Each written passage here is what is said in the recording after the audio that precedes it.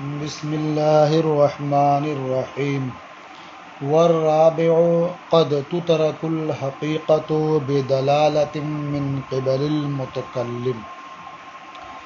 یہ وصول الشاشی کا صفحہ نمبر 149 ہے۔ اور ما یترک بہ حقائق الالفاظ کی جو 5 نوعیں تھیں، 5 قسمیں، ان میں سے چوتھی قسم یہ ہے، کبھی متکلم کی جانب سے دلالت کی بنیاد پر حقیقت متروک ہوتی ہے۔ متکلم کی جانب سے دلالت کی مختلف صورتیں ہوتی ہیں۔ مثلا متکلم کی شان ایسی ہے جس سے یہ سمجھ میں آتا ہے کہ کلام کا حقیقی معنی مراد نہیں ہے، تو شان متکلم کی بنیاد پر شان متکلم کو دیکھتے ہوئے حقیقت متروک سمجھی جاتی ہے اور وہاں دوسرا معنی مراد ہوتا ہے۔ یا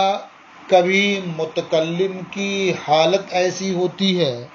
جو یہ اس بات کو واضح کر دیتی ہے کہ یہاں حقیقی معنی مراد نہیں ہے، حقیقت متروک ہے۔ یا کبھی کچھ دوسرے قرائن ہوتے ہیں جس کی بنیاد پر یہ سمجھ میں آ جاتا ہے کہ یہاں حقیقی معنی یعنی متکلم کی مراد نہیں ہے، یہاں حقیقت متروک ہے۔ تو متکلم کی جانب سے کسی دلالت کی بنیاد پر حقیقت متروک ہوتی ہے، اس کی مثال اللہ تعالیٰ کا ارشاد ہے، فمن شاء فلیؤمن ومن شاء فلیکفر۔ معنی کیا ہے کہ تم میں جو چاہے ایمان لائے، فمن شاء جو چاہے، فلیؤمن ایمان لائے، ومن شاء فلیکفر اور جو چاہے کفر کرے۔ تو اب اس کلام کی حقیقت پر آپ غور کریں تو یہ سمجھ میں آئے گا کہ یہاں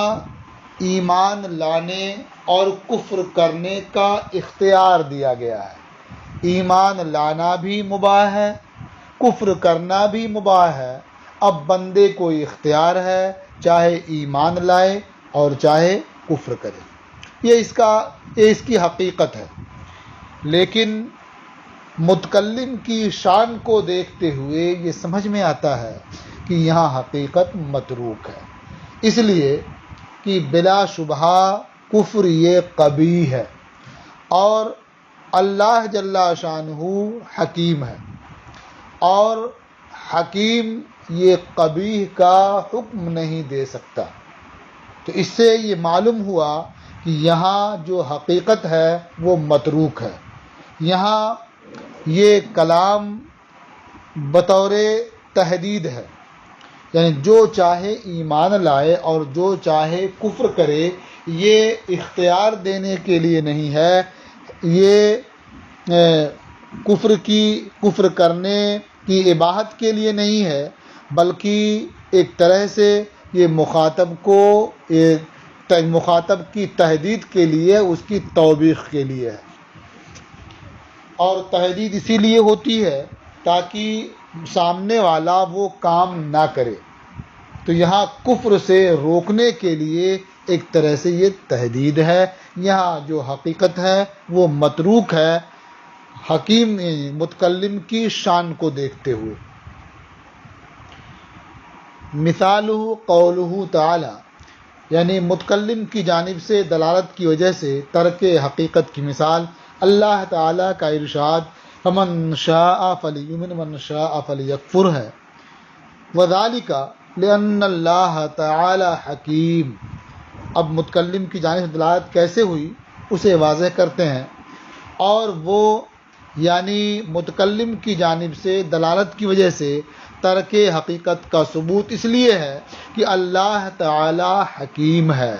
والکفر قبیح اور کفر یہ قبیح ہے، والحکیم لا یأمر بہ اور حکیم قبیح کا حکم نہیں دیتا ہے، یعنی اللہ جل شانہ یہ بری چیز کا، قبیح کا حکم نہیں دیتا ہے۔ خود قرآن کریم میں ہے ان اللہ لا یأمر بالفحشاء، یقیناً اللہ تبارک و تعالی فحشاء کا، بری باتوں کا، قبیح چیزوں کا حکم نہیں دیتا ہے۔ فَيُتْرَكُ دَلَالَةُ اللَّفْظِ عَلَى الْأَمْرِ بِحِکمَةِ الْآمِرِ، تو لفظ کی دلالت امر پر یہ ترک کر دی جاتی ہے آمر کی حکمت کی وجہ سے، یعنی لفظ کی جو حقیقت ہے وہ یہاں متروک ہے، عامر کی حکمت کی وجہ سے، اس کی شان کو دیکھتے ہوئے کہ عامر حکیم ہے اور حکیم یہ قبیح کا حکم نہیں دے سکتا، اس لیے یہاں حقیقت متروک ہے۔ وَعَلَى هَذَا قُلْنَا، اور اسی بنیاد پر ہم نے کہا، یعنی متکلم کی جانب سے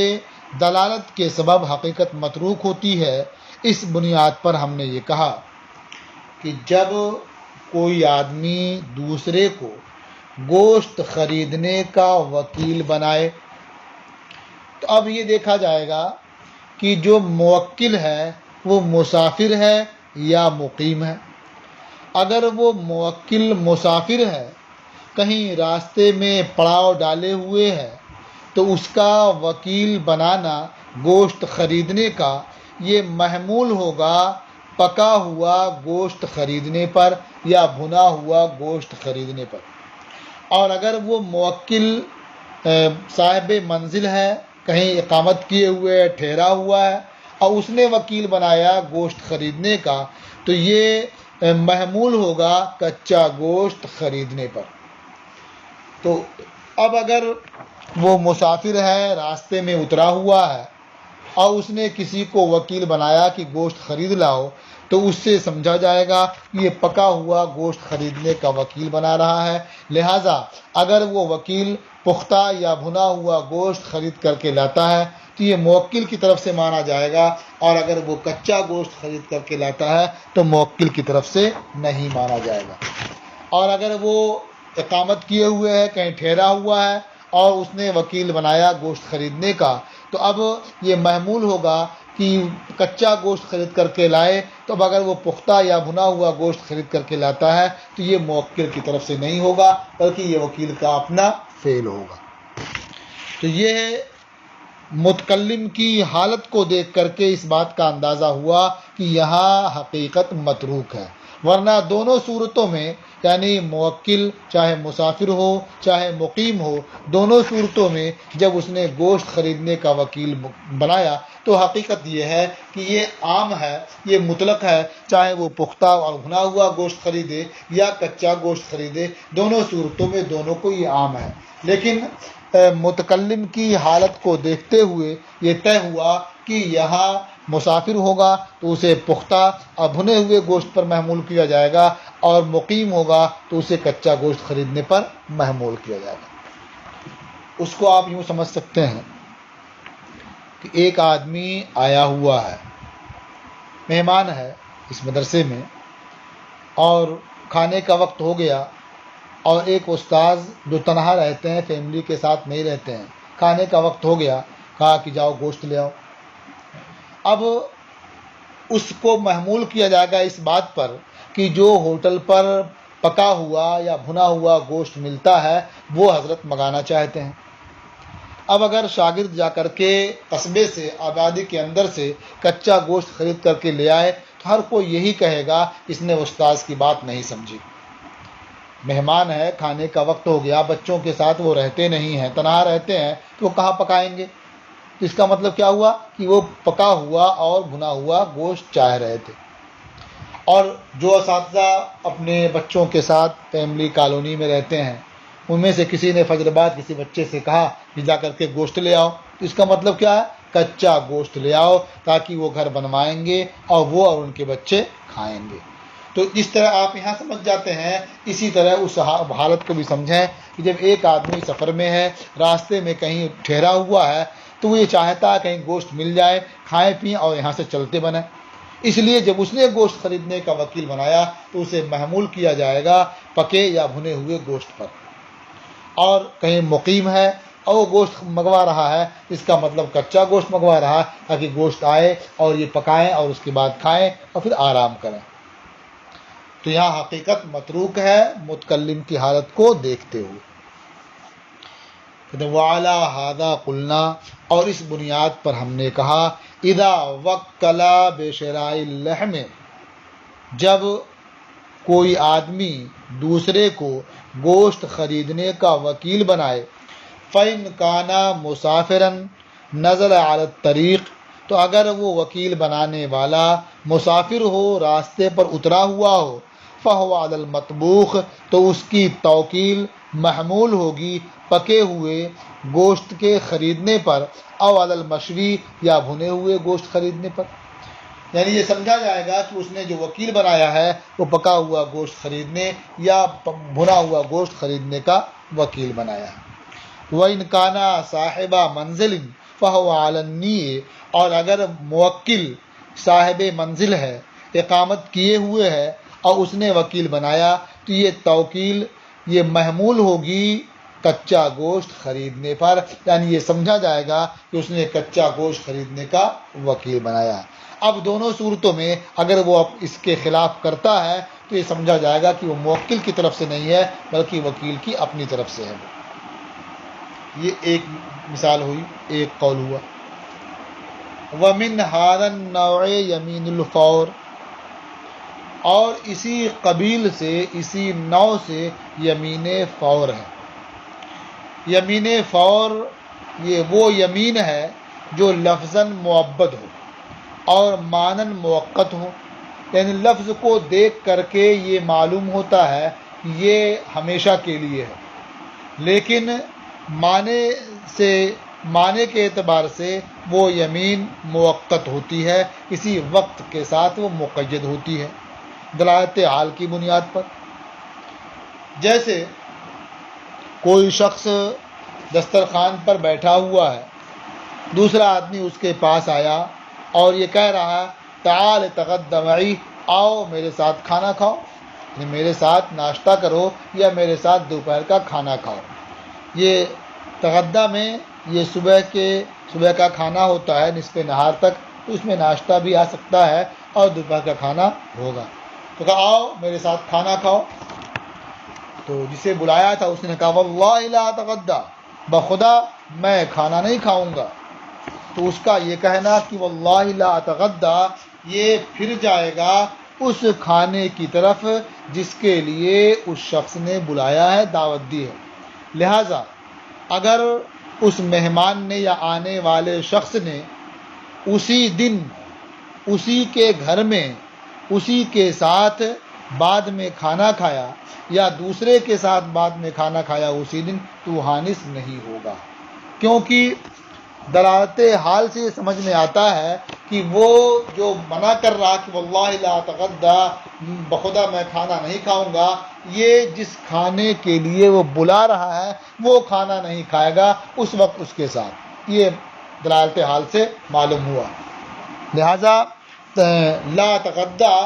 ماں کا میں تیرے ساتھ کھانا نہیں کھاؤں گا یہ معبد ہے، میرا کبھی تیرے ساتھ کھانا نہیں کھاؤں گا یہ معلوم ہوتا ہے، لیکن دلالت حال سے معلوم ہوتا ہے کہ یہ موقت ہے، یعنی فوراً تم جس کھانے کے لیے مجھے بلا رہے ہو میں بخدا یہ کھانا نہیں کھاؤں گا۔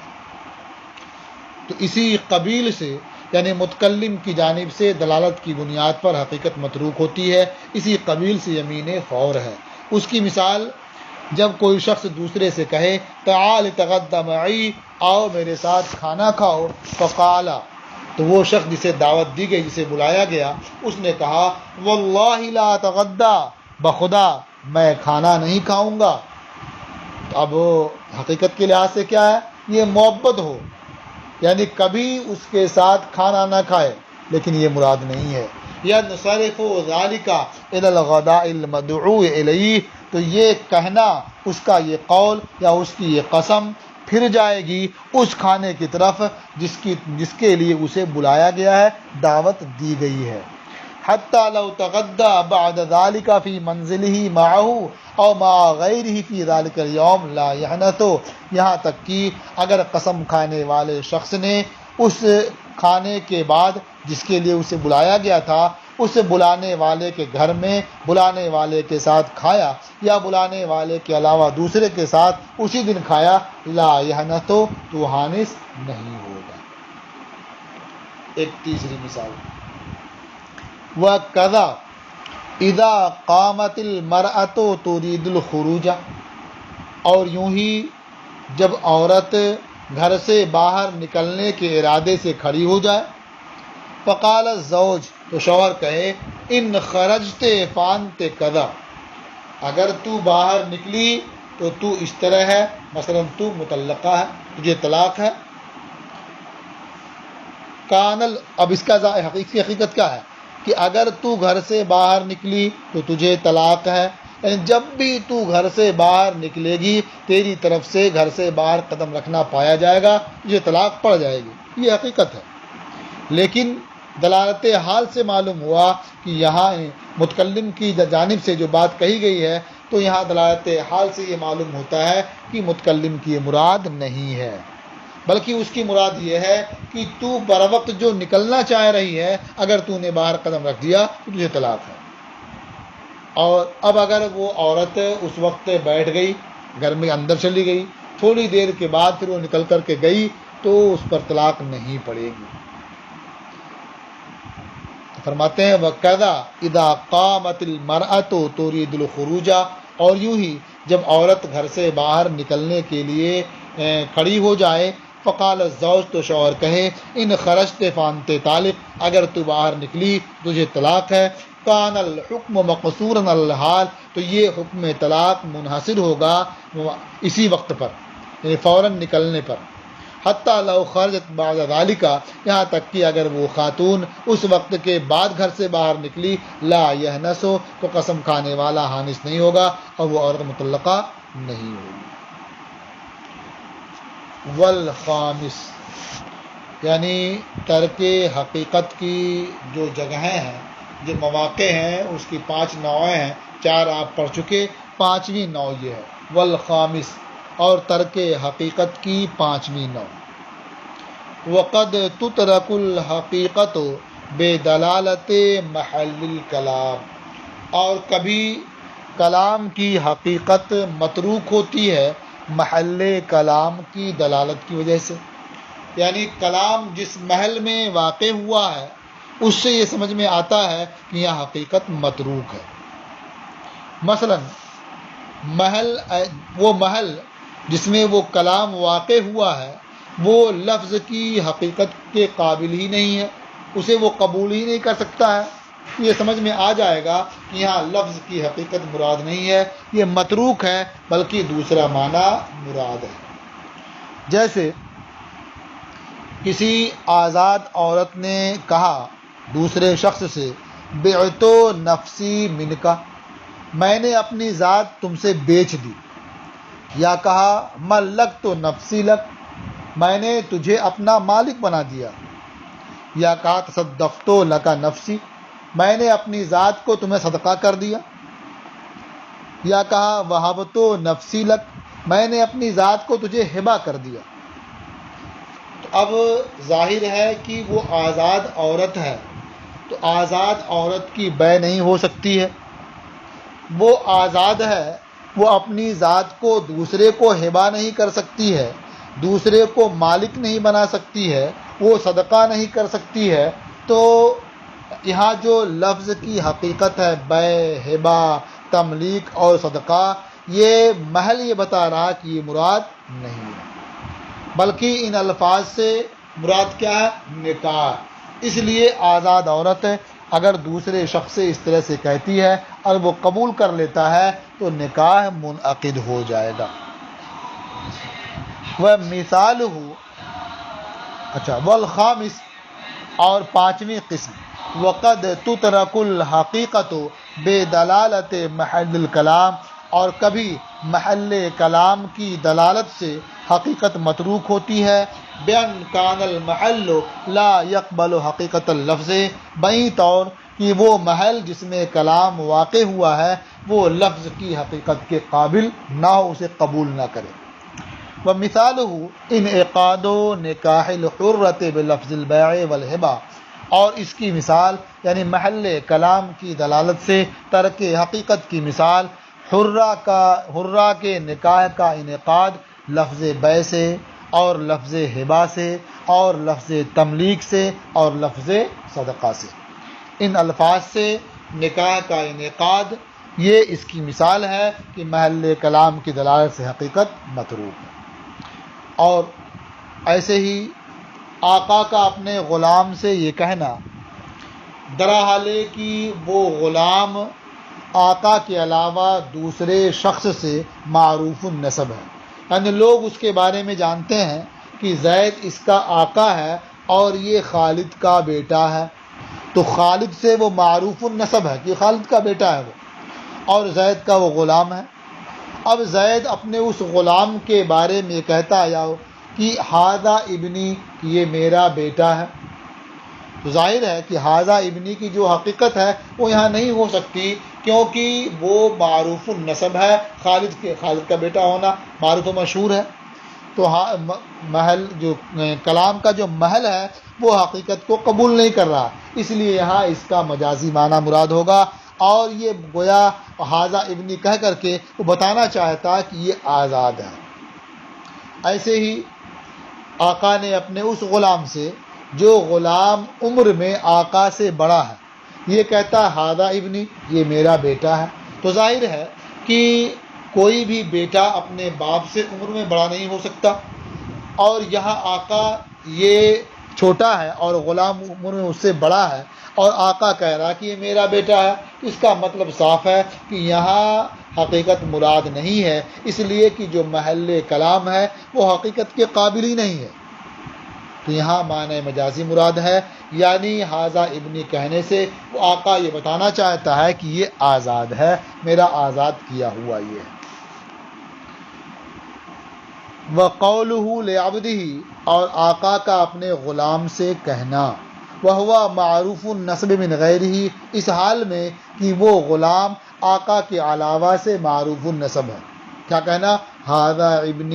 ابنی، یہ میرا بیٹا ہے۔ اور یوں ہی جب آقا اپنے غلام سے کہے اس حال میں کہ وہ غلام آقا سے عمر میں بڑا ہے، کیا کہے ھذا ابنی، یہ میرا بیٹا ہے، کانا مجازن عن العتق، تو یہ ھذا ابنی یہ مجاز ہوگا عتق سے، یعنی ھذا ابنی یہ میرا بیٹا ہے، اس کا معنی یہ ہوا یہ میرا آزاد کردہ ہے، یہ میرا آزاد کیا ہوا ہے۔ کانا مجازن عن العتق عند ابی حنیفہ، کہ یہ مجاز ہوگا آزادی سے امام اعظم ابو حنیفہ رضی اللہ تعالی عنہ کے نزدیک۔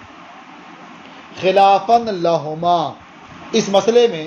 صاحبین رحمہم اللہ کا اختلاف ہے۔ اختلاف کی بنیاد کیا ہے؟ بناءً علی ما ذکرنا، یہ اختلاف مبنی ہے اسی بات پر جو ہم پہلے بیان کر چکے ہیں۔ کیا بیان کیا ہے؟ ان المجاز خلف عن الحقیقت فی حق اللفظ عندہ، کہ مجاز یہ حقیقت کا نائب اور بدل ہوتا ہے حق لفظ میں امام اعظم ابو حنیفہ رحمۃ اللہ علیہ کے نزدیک، یعنی اگر اس کا تلفظ اور اس کا تکلم صحیح ہے، اس کی ترکیب درست ہے اور معنی حقیقی مراد لینا وہاں مشکل ہے، تو معنی مجازی وہاں مراد لے لیا جاتا ہے۔ اور مجاز حقیقت کا بدل اور نائب ہے حق حکم میں صاحبین رحمہ اللہ کے نزدیک، یعنی اگر وہ حقیقت کے لحاظ سے، یعنی اگر وہ ایسا ہے کہ وہاں معنی حقیقی مراد ہو سکتا ہے لیکن کسی عارض کی بنیاد پر یہاں معنی حقیقی مراد ہو سکتا ہے لیکن کسی عارض کی بنیاد پر معنی حقیقی وہاں مراد نہیں لیا جا سکتا، تو وہاں معنی مجازی مراد لیا جاتا ہے اس کے نزدیک، صاحبین رحمہ اللہ کے نزدیک۔ تو چونکہ یہاں جو معنی حقیقی ہے چھوٹی عمر کا باپ ہو اور بڑی عمر کا بیٹا ہو، یہ معنی اسے بیٹا کہنا، یہ معنی حقیقی مراد لینا یہاں متعذر ہے، یہ ناممکن ہے، اس لیے اسے مجاز کی طرف محمول نہیں کیا جائے گا اور یہ کلام لغو ہو جائے گا۔ یہ ما یترک بہ حقائق الالفاظ کی 5 نوعیں تھیں اور 5 نوعیں آپ پڑھ چکے، اور اس طرح سے یہ فصل ختم ہوئی اور آج کا آپ کا سبق مکمل ہوا۔